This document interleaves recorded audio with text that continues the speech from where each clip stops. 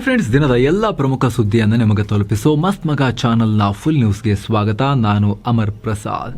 ಕರ್ನಾಟಕದ ಬಜೆಟ್, ನೇಪಾಳದ ರೋಚಕ ಚುನಾವಣೆ ಬಗ್ಗೆ ನೋಡೋಕ್ಕೂ ಮುನ್ನ ಮಿಡಲ್ ಈಸ್ಟ್ನ ಮಹಾ ಯುದ್ಧದ ಬಗ್ಗೆ ನೋಡಲೇಬೇಕು. ಸೇಡಿನ ಜ್ವಾಲೆಯಲ್ಲಿ ಇರಾನ್ ಪುಡಿ ಮಾಡ್ತಿರೋ ಇಸ್ರೇಲ್ ಈಗ ಇರಾನ್ನ ಪ್ರಮುಖ ಕಟ್ಟಡವನ್ನ ಉರುಳಿಸಿದೆ. ಇರಾನ್ನ ಸುಪ್ರೀಂ ಲೀಡರ್ ಆಗಿದ್ದ ಆಯತೊಲ್ಲಾ ಅಲಿ ಖಾಮೆನಿ ಬಳಸ್ತಾ ಇದ್ದ ಬಲಿಷ್ಠ ಅಂಡರ್ ಗ್ರೌಂಡ್ ಬಂಕರ್ ಅನ್ನ ಇಸ್ರೇಲ್ ವಾಯುಪಡೆ ನಾಶ ಮಾಡಿದೆ. ಒಂದೆರಡಲ್ಲ 50 ಫೈಟರ್ ಜೆಟ್ಸ್ ಅನ್ನ ಬಳಸಿ ಒಂದೊಂದರಲ್ಲಿ 2 ಮಿಸೈಲ್, ಟೋಟಲ್ 100 ಮಿಸೈಲ್ಗಳನ್ನು ಇದ್ರ ಮೇಲೆ ನುಗ್ಗಿಸಿದ್ದಾರೆ. ಇರಾನ್ನ ಟಾಪ್ ಲೀಡರ್ಶಿಪ್ ಕಾಂಪ್ಲೆಕ್ಸ್ ಅಡಿಯಲ್ಲಿ ಈ ಬಂಕರ್ ಇತ್ತು.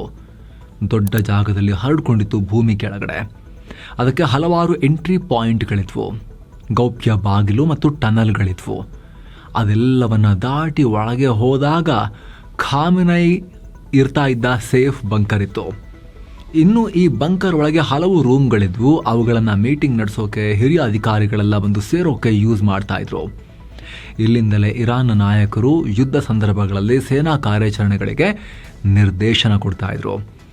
ಅದೆಲ್ಲವನ್ನ ಮಣ್ಣು ಮಾಡಿದ್ದೀವಿ. ಖಾಮೆನಿ ಹತ್ಯೆ ನಂತರನೂ ಕೆಲ ಇರಾನ್ನ ನಾಯಕರು ಇದನ್ನು ಯೂಸ್ ಮಾಡ್ತಾ ಇದ್ರು. ಈಗ ಅಲ್ಲಿಗೆ ಯಾರು ಹೋಗೋಕ್ಕಾಗಲ್ಲ. ಯಾರಾದ್ರೂ ಒಳಗಡೆ ಇದ್ದಿದ್ದರೆ ಅವರು ಕೂಡ ಹೊರಗೆ ಬರೋಕ್ಕಾಗಲ್ಲ. ಪ್ರಿಸಿಷನ್ ಸ್ಟ್ರೈಕ್ ಮಾಡಿ ನಿರ್ನಾಮ ಮಾಡಿ ಎಲ್ಲ ಮುಗಿಸ್ಬಿಟ್ಟಿದ್ದೀವಿ, ಮಣ್ಣು ಮಾಡಿಬಿಟ್ಟಿದ್ದೀವಿ ಅಂತ ಇಸ್ರೇಲ್ ಮಾಹಿತಿ ಕೊಟ್ಟಿದೆ. ಅಲ್ಲದೆ ಹೊಸ ದಾಳಿಯಲ್ಲಿ ಇರಾನ್ಗೆ ಸೇರಿದ 6 ಮಿಸೈಲ್ ಲಾಂಚ್ ಸೈಟ್ಗಳನ್ನು ಕೂಡ ನಾಶ ಮಾಡಿದ್ದೀವಿ. ಇನ್ನೂ ದೊಡ್ಡ ಆಪರೇಷನ್ ಅನ್ನ ಇರಾನ್ ನೋಡುತ್ತೆ, ಇದಿನ್ನೂ ಆರಂಭ ಅಷ್ಟೇ ಅಂತ ಇಸ್ರೇಲ್ ಹೇಳಿದೆ. ಇರಾನ್ ಕೂಡ ತಿರುಗೇಟು ಕೊಟ್ಟಿದೆ. ಹೊಸದಾಗಿ ಕುವೈತ್ ಕರಾವಳಿ ಹತ್ತಿರ ಅಮೆರಿಕ ಮಾಲೀಕತ್ವದ ಆಯಿಲ್ ಟ್ಯಾಂಕರ್ ಮೇಲೆ ದಾಳಿ ಮಾಡಿದೆ. ದಾಳಿಗೊಳಗಾದ ಹಡಗು ಪೂರ್ತಿ ಬೆಂಕಿಗೆ ಆಹುತಿಯಾಗಿದೆ. ಅಲ್ಲದೆ ಮುಂದಿನ ಕೆಲ ಗಂಟೆಗಳಲ್ಲಿ ಬೇರೆ ಬೇರೆ ಡ್ರೋನ್ಗಳನ್ನು ಬಳಸಿ ನಿಮ್ಮ ಮೇಲೆ ದಾಳಿ ಮಾಡ್ತೀವಿ.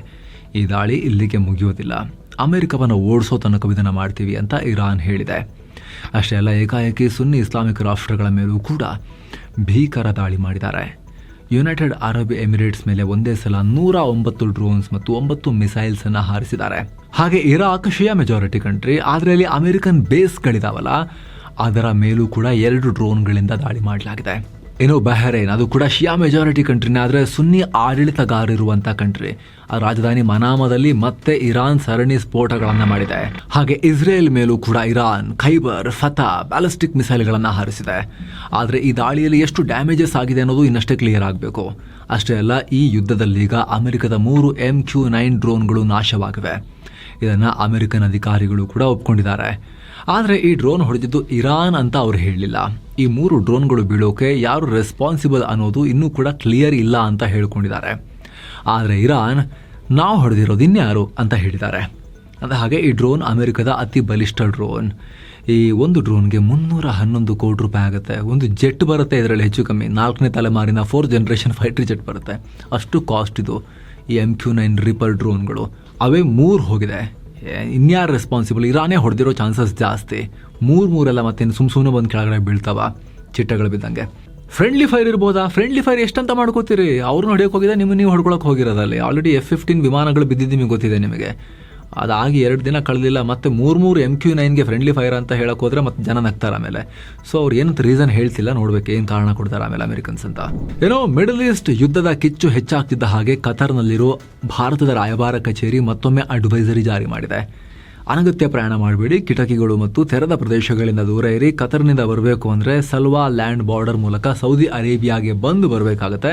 ತಾತ್ಕಾಲಿಕವಾಗಿ ಸೌದಿ ಅರೇಬಿಯಾದ ಟ್ರಾನ್ಸಿಟ್ ವೀಸಾ ಪಡೆಯೋಕೆ ರಿಜಿಸ್ಟ್ರೇಷನ್ ಫೆಸಿಲಿಟಿ ಕೂಡ ಓಪನ್ ಇದೆ ಅಂತ ಹೇಳಿದೆ. ಈ ನಡುವೆ ಇರಾನ್ ಇಂದ ದೊಡ್ಡ ಸ್ಟೇಟ್ಮೆಂಟ್ ಬಂದಿದೆ. ಈ ಯುದ್ಧ ನಿಲ್ಲಿಸೋಕೆ ಜಗತ್ತಿನ ಹಲವು ರಾಷ್ಟ್ರಗಳು ಸಂಧಾನ ಮಾಡ್ತೀವಿ ಅಂತ ಬರ್ತಾ ಇದ್ದಾರೆ. ಆದ್ರೆ ದಯವಿಟ್ಟು ಯಾರು ನಮ್ಮೊಂದಿಗೆ ಮಾತಾಡಕ್ಕೆ ಬರಬೇಡಿ, ಸಿಚುವೇಶನ್ ಹಂಗಿಲ್ಲ ಅಂತ ಇರಾನ್ ಅಧ್ಯಕ್ಷ ಮಸೂದ್ ಪೆಜೆಶ್ಕಿಯಾನ್ ಒಂಥರ ಎಲ್ಲದಕ್ಕೂ ಫೈನಲ್ ಪ್ರಹಾರಕ್ಕೆ, ಫೈನಲ್ ಯುದ್ಧಕ್ಕೆ ರೆಡಿ ಇದೀವಿ ನಾವು, ಆಗ್ಲೇ ಎಂಡ್ ಗೇಮ್ ಅನ್ನೋ ತರದಲ್ಲಿ ಹೇಳಿಕೆ ಕೊಟ್ಟಿದ್ದಾರೆ. ನಮ್ಮೊಂದಿಗೆ ಮಾತನಾಡಕ್ಕೆ ಬರಬೇಡಿ, ಈ ಯುದ್ಧ ಶುರು ಮಾಡಿದವರ ಹತ್ರ ಬೇಕಾದರೆ ಹೋಗಿ ಮಾತಾಡಿ, ನಮಗೆ ಶಾಂತಿ ಬೇಕು ನಿಜ, ಆದರೆ ದೇಶದ ಗೌರವ ಮತ್ತು ಸ್ವಾಭಿಮಾನದ ವಿಚಾರ ಬಂದಾಗ ನಾವು ಕೊನೆ ತನಕ ಫೈಟ್ ಮಾಡ್ತೀವಿ ಅನ್ನೋ ಸ್ಟೇಟ್ಮೆಂಟ್ ಕೊಟ್ಟಿದ್ದಾರೆ. ಸಂಧಾನಕ್ಕೆ ಬಂದಿರೋ ಆ ರಾಷ್ಟ್ರ ಯಾವುದು ಅಂತ ಹೇಳಲಿಲ್ಲ. ಭಾರತನ, ಚೈನಾನ, ರಷ್ಯಾನ, ಅದನ್ನು ಹೇಳಲಿಲ್ಲ ಕರೆಕ್ಟಾಗಿ. ಇನ್ನು ಶ್ರೀಲಂಕಾ ಕರಾವಳಿಯಲ್ಲಿ ಯುದ್ಧ ನೌಕೆ ಮೇಲಿನ ಅಮೆರಿಕನ್ ಸಬ್ಮರೀನ್ ದಾಳಿ ಇತ್ತಲ್ಲ, ಇದಕ್ಕೆ ಭಾರತದ ನೌಕಾಪಡೆ ಇಂಟೆಲಿಜೆನ್ಸ್ ಸಪೋರ್ಟ್ ಕೊಟ್ಟಿದೆ ಅನ್ನೋ ಆರೋಪಗಳನ್ನು ಕೆಲವರು ಮಾಡಿದ್ರು.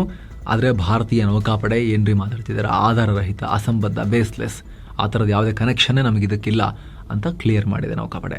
ಮತ್ತೊಂದ್ ಕಡೆ ಮಿಡಲ್ ಈಸ್ಟ್ ನ ಯುದ್ಧದ ಬಗ್ಗೆ ಕತರ್ನ ಎನರ್ಜಿ ಮಿನಿಸ್ಟರ್ ಸಾದ್ ಅಲ್ ಖಬಿ ಆಘಾತಕಾರಿ ಹೇಳಿಕೆ ಕೊಟ್ಟಿದ್ದಾರೆ. ಈ ಯುದ್ಧ ವಿಶ್ವದ ಆರ್ಥಿಕತೆಯನ್ನ ಕುಸಿಯುವಂತೆ ಮಾಡಬಹುದು.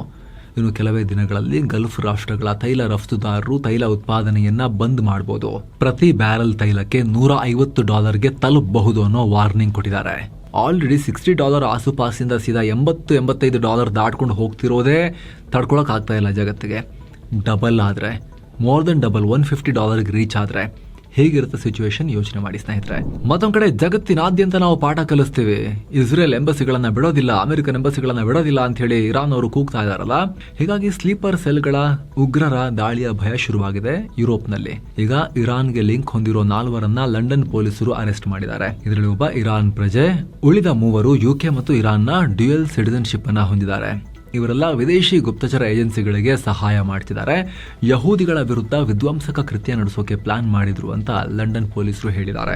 ಮತ್ತೊಂದ್ ಕಡೆ ಇರಾನ್ ಸಂಘರ್ಷದಿಂದ ರಷ್ಯಾದ ತೈಲ ವ್ಯಾಪಾರಕ್ಕೆ ಬಹಳ ಲಾಭ ಆಗ್ತಾ ಇದೆ ಅಂತ ಹೇಳಿ ರಷ್ಯಾದ ವಕ್ತಾರ ಡಿಮಿಟ್ರಿ ಪೆಸ್ಕೋ ಹೇಳಿದ್ದಾರೆ. ನಮ್ಮ ಇಂಧನಕ್ಕೆ ಬಹಳ ಡಿಮಾಂಡ್ ಬರ್ತಾ ಇದೆ. ಜಗತ್ತಲ್ಲಿ ಏನೇ ಆದ್ರೂ ರಷ್ಯಾ ಮಾತ್ರ ಕಾಂಟ್ರಾಕ್ಟ್ ಮಾಡಿಕೊಂಡ ರಾಷ್ಟ್ರಗಳಿಗೆ ಯಾವುದೇ ಅಡಚಣೆ ಇಲ್ಲದೆ ಇಂಧನ ಸಪ್ಲೈ ಮಾಡೋದನ್ನ ಮುಂದುವರಿಸುತ್ತೆ ಅನ್ನೋ ಭರವಸೆ ಕೊಟ್ಟಿದ್ದಾರೆ. ಇನ್ನು 2026-27 ಸಾಲಿನ ಕರ್ನಾಟಕ ರಾಜ್ಯ ಬಜೆಟ್ ಅನ್ನ ಸಿಎಂ ಸಿದ್ದರಾಮಯ್ಯ ಮಂಡಿಸಿದ್ದಾರೆ. ಮೂಲಕ 17ನೇ ಬಾರಿ ಬಜೆಟ್ ಮಂಡಿಸಿದ ಖ್ಯಾತಿಯನ್ನು ಅವರು ಗಳಿಸಿದ್ದಾರೆ. 4.48 ಲಕ್ಷ ಕೋಟಿ ರೂಪಾಯಿ ಗಾತ್ರದ ಈ ಬಜೆಟ್ನಲ್ಲಿ ಏನೆಲ್ಲ ಇದೆ ಯೋಜನೆಗಳು, ಇದರ ಮುಖ್ಯಾಂಶಗಳೇನು, ಅದೆಲ್ಲವನ್ನ ಸ್ನೇಹಿತರೆ ನಾವು ಈ ವಿಶೇಷ ವರದಿಯಲ್ಲಿ ನಾವು ಡೀಟೇಲ್ ಆಗಿ ಮಾಹಿತಿ ಕೊಟ್ಟಿದ್ದೀವಿ. ಫುಲ್ ನ್ಯೂಸ್ ಎಂಡ್ ನಲ್ಲಿ ಅದು ಸ್ಕ್ರೀನ್ ಮೇಲೆ ಬರುತ್ತೆ, ವಿಡಿಯೋ ಮೇಲ್ಗಡೆನೆ ಇರುತ್ತೆ. ಜಸ್ಟ್ ಟ್ಯಾಪ್ ಮಾಡೋ ಮೂಲಕ ನೀವು ಆ ವರದಿಗೆ ಬಜೆಟ್ ವಿಡಿಯೋಗೆ ಜಂಪ್ ಆಗ್ಬೋದು. ನಾವು ಕೂಡ ಎಂಡ್ ನಲ್ಲಿ ನಿಮಗೆ ಹೇಳ್ತೀವಿ ಇಲ್ಲಿದೆ ಅಂತ ಹೇಳ್ತೀವಿ. ಈಗ ಫುಲ್ ನ್ಯೂಸ್ ನಲ್ಲಿ ಕಂಟಿನ್ಯೂ ಆಗೋಣ ಸ್ನೇಹಿತರೆ. ಇನ್ನು ದಕ್ಷಿಣ ಕನ್ನಡ ಜಿಲ್ಲೆಯ ಪರಂಗಿಪೇಟೆ ಸಮೀಪ ನೇತ್ರಾವತಿ ನದಿ ತೀರದಲ್ಲಿ ರಾಶಿ ಆಧಾರ್ ಕಾರ್ಡ್ಗಳು ಸಿಕ್ಕಿದೆ. ಸಾವಿರಾರು ಆಧಾರ್ ಕಾರ್ಡ್ಗಳನ್ನ ಕಂಡು ಜನ ಶಾಕ್ ಆಗಿದ್ದಾರೆ. ಗ್ರಾಮ ಪಂಚಾಯಿತಿಗೆ ಮಾಹಿತಿ ಕೊಟ್ಟಿದ್ದಾರೆ, ಕಲೆಕ್ಟ್ ಮಾಡಿದ್ದಾರೆ. ಅದು ಪುದು ಅನ್ನೋ ಗ್ರಾಮದ ನಿವಾಸಿಗಳ ಅಡ್ರೆಸ್. ಈ ಘಟನೆ ಬಗ್ಗೆ ವಿಧಾನಸಭಾ ಸ್ಪೀಕರ್ UT ಖಾದರ್ ತನಿಖೆಗೆ ಆಗ್ರಹ ಮಾಡಿದ್ದಾರೆ. ಇನ್ನು 2025ನೇ ಸಾಲಿನ UPSC ಫೈನಲ್ ರಿಸಲ್ಟ್ ಪ್ರಕಟ ಆಗಿದೆ. IAS, IPS ಮತ್ತು IFS ಸೇರಿದ ಹಾಗೆ ವಿವಿಧ ಕೇಂದ್ರ ಸೇವೆಗಳಿಗೆ ಒಟ್ಟು 958 ಅಭ್ಯರ್ಥಿಗಳು ಆಯ್ಕೆಯಾಗಿದ್ದಾರೆ. ಕೇಂದ್ರ ಲೋಕಸೇವಾ ಆಯೋಗ ಈ ಲಿಸ್ಟ್ ಅನ್ನು ರಿಲೀಸ್ ಮಾಡಿದೆ. 2025ರ ಆಗಸ್ಟ್ನಲ್ಲಿ ನಡೆದಿದ್ದ ಮುಖ್ಯ ಪರೀಕ್ಷೆ ಮತ್ತು ಡಿಸೆಂಬರ್ನಿಂದ ಫೆಬ್ರವರಿವರೆಗೆ ನಡೆದಿದ್ದ ಇಂಟರ್ವ್ಯೂ ಆಧಾರದ ಮೇಲೆ ಈ ಪಟ್ಟಿ ಬಿಡುಗಡೆಯಾಗಿದೆ. ರಾಜಸ್ಥಾನ ಅನುಜ್ ಅಗ್ನಿಹೋತ್ರಿ ಫಸ್ಟ್ ರ್ಯಾಂಕ್ ಪಡೆದಿದ್ದಾರೆ. ರಾಜೇಶ್ವರಿ ಸುವೆ ಎಂ ಮತ್ತು ಆಕಾಶ್ ಧುಲ್ ಕ್ರಮವಾಗಿ 2ನೇ ಮತ್ತು 3ನೇ ರ್ಯಾಂಕ್ ಪಡ್ಕೊಂಡಿದ್ದಾರೆ. ಇನ್ನು ಕರ್ನಾಟಕದ 22 ಅಭ್ಯರ್ಥಿಗಳು ಕೂಡ ಆಯ್ಕೆಯಾಗಿದ್ದಾರೆ. ಅವರಿಗೆಲ್ಲ ಕಂಗ್ರ್ಯಾಚುಲೇಷನ್ಸ್. ಇನ್ನು 180 ಕ್ಯಾಂಡಿಡೇಟ್ಗಳು IASಗೆ, 150 IPSಗೆ, ಹಾಗೆ 55 ಅಭ್ಯರ್ಥಿಗಳು IFSಗೆ ಆಯ್ಕೆಯಾಗಿದ್ದಾರೆ. ಉಳಿದವರು ಕೇಂದ್ರ ಸರ್ಕಾರದ ಗ್ರೂಪ್ A ಮತ್ತು ಗ್ರೂಪ್ B ದರ್ಜೆಯ ಸೇವೆಗೆ ನೇಮಕ ಆಗ್ತಾರೆ. ಇನ್ನು ಪಕ್ಕದ ಆಂಧ್ರ ಪ್ರದೇಶದಲ್ಲಿ ಜನಸಂಖ್ಯೆ ಹೆಚ್ಚಿಸೋಕೆ ಅಲ್ಲಿನ CM Chandrababu Naidu bumper offer ಕೊಟ್ಟಿದ್ದಾರೆ. ಸಂತಾನೋತ್ಪತ್ತಿ ಕ್ರಾಂತಿ ಮಾಡೋಣ ಅಂತ ಬನ್ನಿ ಅಂತ ಕರೆದಿದ್ದಾರೆ. TFR ಗಣನೀಯವಾಗಿ ಕುಸಿತಾ ಇದೆ, ಟೋಟಲ್ ಫರ್ಟಿಲಿಟಿ ರೇಟ್. ಇನ್ನು ಮುಂದೆ 2ನೇ ಅಥವಾ 3ನೇ ಮಗು ಹುಟ್ಟಿದ್ರೆ ಆ ಕುಟುಂಬಕ್ಕೆ ಸರ್ಕಾರದಿಂದ 25,000 ರೂಪಾಯಿ ನಗದು ಬಹುಮಾನ ಕೊಡ್ತೀವಿ, ಹುಟ್ಟಿಸಿ ಮಕ್ಕಳನ್ನ ಅಂತ ಕರೆ ಕೊಟ್ಟಿದ್ದಾರೆ. ಅದರಲ್ಲೂ ಸರ್ಕಾರಿ ನೌಕರರ ಸಂತತಿಯನ್ನ ಜಾಸ್ತಿ ಮಾಡೋ ಲೆಕ್ಕಾಚಾರ ಇದೆ ಅಂತ ಕಾಣುತ್ತೆ. ಸರ್ಕಾರಿ ನೌಕರರಿಗೇನಾದ್ರೂ ಮಗು ಎಕ್ಸ್ಟ್ರಾ ಹುಟ್ಟಿದ್ರೆ 12 ತಿಂಗಳ ಪ್ಯಾರೆಂಟಲ್ ಲೀವ್ ಕೂಡ ಘೋಷಿಸಿಬಿಟ್ಟಿದ್ದಾರೆ. ಹಾಗೆ ಮಗುವಿನ ತಂದೆಗೂ ಕೂಡ 2 ತಿಂಗಳ ಪ್ಯಾಟರ್ನಲ್ ಲೀವ್, ಅಪ್ಪಂದಿರ ರಜೆ, ಪಿತೃತ್ವ ರಜೆ ಕೊಡ್ತಾ ಇದ್ದಾರೆ. ಏನೋ ಸ್ನೇಹಿತರೆ, ಫಾರಿನ್ ನಲ್ಲಿ ಎಜುಕೇಶನ್ ಆಸಕ್ತಿ ಇದ್ರೆ ಗ್ಲೋಬಲ್ ಡಿಗ್ರೀಸ್ ನವರ ಇವೆಂಟ್ ಬಂದೇ ಬಿಟ್ಟಿದೆ. ಡೀಟೇಲ್ಸ್ ಇಲ್ಲಿದೆ, ಫ್ರೀ ಎಂಟ್ರಿ ಇರುತ್ತೆ, ಡಿಸ್ಕ್ರಿಪ್ಷನ್ ಅಲ್ಲಿ ಲಿಂಕ್ ಇದೆ. ಇನ್ನು ವಾಣಿಜ್ಯ ನಗರಿ ಮುಂಬೈನಲ್ಲಿ ಪಾಕ್ನ ಜೈಷ್ ಉಗ್ರ ಸಂಘಟನೆಯ ಸ್ಲೀಪರ್ ಸೆಲ್ ಆಗಿ ಆಪರೇಟ್ ಮಾಡ್ತಾ ಇದ್ದ ಎಂಜಿನಿಯರಿಂಗ್ ವಿದ್ಯಾರ್ಥಿಯೊಬ್ಬನನ್ನ ಅರೆಸ್ಟ್ ಮಾಡಲಾಗಿದೆ. ಈತನಿಗೆ ಯುವಕರನ್ನ ರಾಡಿಕಲೈಸ್ ಮಾಡೋ, ತಲೆಗೆ ಉಗ್ರ ಚಟುವಟಿಕೆ ಬಗ್ಗೆ ತುಂಬುವ, ಅಪಾಯಿಂಟ್ಮೆಂಟ್ ಎಲ್ಲ ಮಾಡ್ಕೊಳ್ಳೋಕೆ ಹೆಲ್ಪ್ ಮಾಡೋ ಟಾಸ್ಕ್ ಅನ್ನ ಕೊಡಲಾಗಿತ್ತು. ಆತನನ್ನ ಎತ್ಕೊಂಡು ಹೋಗಿ ಈಗ ಅಧಿಕಾರಿಗಳು ಶೇಕ್ ಮಾಡ್ತಾ ಇದ್ದಾರೆ. ಇನ್ನು ನೇಪಾಳದಲ್ಲಿ ಜೆನ್ಜಿ ಪ್ರತಿಭಟನೆ ಫಲ ಕೊಡ್ತಿರೋ ತರ ಕಾಣಿಸ್ತಾ ಇದೆ. ಹೊಸ ಚುನಾವಣೆಯಲ್ಲಿ ಯುವಕರ ನೆಚ್ಚಿನ ನಾಯಕ ಬಾಲೇಂದ್ರ ಶಾ ಅವರ ರಾಷ್ಟ್ರೀಯ ಸ್ವತಂತ್ರ ಪಾರ್ಟಿ RSP ಗೆಲುವಿನ ಕಡೆಗೆ ನುಗ್ತಾ ಇದೆ. ನೇಪಾಳದ 165 ಸ್ಥಾನಗಳಿಗೆ ಮತದಾನದ ಮೂಲಕ ಸಂಸದರನ್ನ ಆಯ್ಕೆ ಮಾಡಲಾಗುತ್ತೆ. ಉಳಿದ 110 ಸ್ಥಾನಗಳಿಗೆ ಯಾವ ಪಕ್ಷ ಎಷ್ಟು ಪರ್ಸೆಂಟೇಜ್ ವೋಟ್ ತಗೊಂಡಿದೆ ಅದರ ಮೇಲೆ ಡಿಸೈಡ್ ಮಾಡ್ತಾರೆ. ಈಗ ಸದ್ಯಕ್ಕೆ ಮತದಾನದ ಮೂಲಕ ನಡೆದ ಚುನಾವಣೆಯಲ್ಲಿ RSP 101 ಕ್ಷೇತ್ರಗಳಲ್ಲಿ ಮುನ್ನಡೆ ಸಾಧಿಸಿದೆ. ಸ್ವತಃ ಬಾಲೇಂದ್ರ ಶಾ ಅವರೇ ಮಾಜಿ ಪ್ರಧಾನಿ KP ಶರ್ಮಾ ಒಲಿ ವಿರುದ್ಧ ದೊಡ್ಡ ಅಂತರದಲ್ಲಿ ಮುನ್ನಡೆಯನ್ನ ಕಾಯ್ದುಕೊಂಡಿದ್ದಾರೆ. ಹಂಗೇನಾದ್ರೂ ಆದ್ರೆ 35 ವರ್ಷದ ಮಾಜಿ ರ್ಯಾಪರ್ ಹಾಗೆ ಕರ್ನಾಟಕದಲ್ಲಿ ಎಜುಕೇಶನ್ ಮಾಡಿರೋ VTU ಡಿಗ್ರಿಯನ್ನ ಹೊಂದಿರೋ MTech ಪದವೀಧರ ನೇಪಾಳದ ಹೊಸ ಪ್ರಧಾನಿ ಆಗ್ತಾರೆ. ಏನು ಕಳೆದ ಸೆಷನ್ ನಲ್ಲಿ ಕೊಂಚ ಚೇತರಿಸಿಕೊಂಡಿದ್ದ ಷೇರುಪೇಟೆ ಪುನಃ ಬೇರಿಶ್ ಆಗಿದೆ. ವಾರದ ವಹಿವಾಟಿನ ಅಂತ್ಯಕ್ಕೆ ಸೆನ್ಸೆಕ್ಸ್ 1097 ಪಾಯಿಂಟ್ಸ್ ಅಥವಾ ಶೇಕಡ 1.37 ಕ್ರ್ಯಾಶ್ ಆಗಿ 78,918ಕ್ಕೆ ರೀಚ್ ಆಗಿದೆ. ನಿಫ್ಟಿ ಕೂಡ 315 ಪಾಯಿಂಟ್ಸ್ ಅಥವಾ 1.27% ಡೌನ್ ಆಗಿ 24,450ಕ್ಕೆ ತಲುಪಿದೆ. ಏನು ಮಿಡ್ ಕ್ಯಾಪ್ ಇಂಡೆಕ್ಸ್ 0.6% ಡೌನ್ ಆದರೆ ಸ್ಮಾಲ್ ಕ್ಯಾಪ್ ಇಂಡೆಕ್ಸ್ 0.2% ಡೌನ್ ಆಗಿದೆ. BSE ಲಿಸ್ಟೆಡ್ ಕಂಪನಿಗಳ ಮಾರ್ಕೆಟ್ ಕ್ಯಾಪ್ 3 ಲಕ್ಷ ಕೋಟಿ ರೂಪಾಯಿ ಡೌನ್ ಆಗಿದೆ. ಮಿಡಲ್ ಈಸ್ಟ್ ನ ಯುದ್ಧ ಮುಖ್ಯ ಕಾರಣ. ಮೊದಲಿಗೆ ಗುರುವಾರ ಸ್ವಲ್ಪ ಚೇತರಿಕೆ ಆಗಿದೆ. ಏನಕ್ಕೆ ಗೊತ್ತಾ, ಇರಾನ್ ಮಾತುಕತೆಗೆ ಮುಂದಾಗಿದೆ ಅನ್ನೋ ರಿಪೋರ್ಟ್ಸ್ ಬಂದ ಕಾರಣಕ್ಕಾಗಿ. ಆದರೆ ಇರಾನ್ ಅದೆಲ್ಲ ಇಲ್ಲವೇ ಇಲ್ಲ, ನಾವು ಯಾರ ಹತ್ರ ಮಾತುಕತೆ ಕೇಳಲೇ ಇಲ್ಲ, ಕಡೆವರೆಗೂ ಫೈಟ್ ಮಾಡ್ತೀವಿ ಅಂತ ಹೇಳ್ತಲ್ಲ. ಹೌದಾ ಅಂತ ಮತ್ತೆಲ್ಲ ಮಾರಕ್ಕೆ ಶುರು ಮಾಡಿದ್ರು. ಬಿತ್ತು ಮಾರ್ಕೆಟ್. ಜೊತೆಗೆ ಟ್ರಂಪ್ 4-5 ವಾರ ಬಿಟ್ಟು ಈಗ 3 ತಿಂಗಳು ಯುದ್ಧ ನಡೀಬೋದು ಅಂತೆಲ್ಲ ಹೇಳ್ತಿರೋದ್ರಿಂದ, ಟೈಮ್ ಲೈನ್ ಮುಂದಕ್ಕೆ ಹೋಗ್ತಿರೋದ್ರಿಂದ, ತೈಲ ಬೆಲೆ ಕೂಡ ಏರ್ತಾ ಇರೋದ್ರಿಂದ ಹೂಡಿಕೆದಾರರಲ್ಲಿ ಭಯ ಇದೆ. ವಿದೇಶಿ ಹೂಡಿಕೆದಾರರು ಕೂಡ ಅಗ್ರೆಸಿವ್ ಆಗಿ ಸೆಲ್ಲಿಂಗ್ ಅನ್ನ ಕಂಟಿನ್ಯೂ ಮಾಡಿದ್ದಾರೆ. FIIs ಇವೆಲ್ಲದರಿಂದ ಭಾರತದ ಮಾರ್ಕೆಟ್ನಲ್ಲಿ ಪುನಃ ದೊಡ್ಡ ಪ್ರಮಾಣದ ಪತನ. ICICI bank, Eternal, Shriram finance, Axis bank ಮತ್ತು ಅಲ್ಟ್ರಾಟೆಕ್ ಸಿಮೆಂಟ್ ಲಾಸ್ ಮಾಡಿಕೊಂಡ್ವು.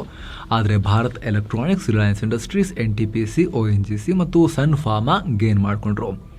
ಏನು ಅಮೆರಿಕದ ಡಾಲರ್ ಮುಂದೆ ರೂಪಾಯಿ ಮೌಲ್ಯ 6 ಪೈಸೆ ಡೌನ್ ಆಗಿ 91 ರೂಪಾಯಿ 7 ಪೈಸೆಗೆ ತಲುಪಿದೆ. ಏನು ಚಿನ್ನ ಮತ್ತು ಬೆಳ್ಳಿ ಬೆಲೆ ವಿಚಾರಕ್ಕೆ ಬಂದರೆ 24 ಕ್ಯಾರೆಟ್ನ 10 ಗ್ರಾಂ ಚಿನ್ನದ ಬೆಲೆಯಲ್ಲಿ 1,835 ರೂಪಾಯಿ ಕಮ್ಮಿಯಾಗಿ 1,58,751 ರೂಪಾಯಿ ಆಗಿದೆ. 22 ಕ್ಯಾರೆಟ್ನ 10 ಗ್ರಾಂ ಚಿನ್ನದ ಬೆಲೆಯಲ್ಲಿ 1,680 ರೂಪಾಯಿ ಕಮ್ಮಿಯಾಗಿ 1,45,420 ರೂಪಾಯಿ ಆಗಿದೆ.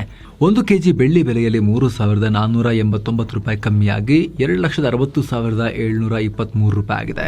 ಸೊ ಫ್ರೆಂಡ್ಸ್, ಇದಾಗಿತ್ತು ಇವತ್ತಿನ ಫುಲ್ ನ್ಯೂಸ್. ನಾವು ಕುಯ್ದಿಲ್ಲ, ಎಳೆದಿಲ್ಲ, ಕಿರ್ಚಾಡಿಲ್ಲ, ಬರೀ ಸುದ್ದಿ ರೀತಿ ತಲುಪಿಸುವ ಪ್ರಯತ್ನವನ್ನ ಮಾಡಿದ್ದೇವೆ. ಹಾಗೆ ಆಗ್ಲೇ ಹೇಳಿದ ಬಜೆಟ್ ವಿಡಿಯೋ, ಕಂಪ್ಲೀಟ್ ಮಾಹಿತಿ ಇರೋ ವಿಡಿಯೋ ಇಲ್ಲಿ ಕ್ಲಿಕ್ ಮಾಡೋ ಮೂಲಕ ನೀವು ಈಗಲೇ ನೋಡೋಕೆ ಶುರು ಮಾಡ್ಬೋದು. Thank you so much. ಮತ್ತೆ ಭೇಟಿಯಾಗೋಣ. ನಮಸ್ತೆ.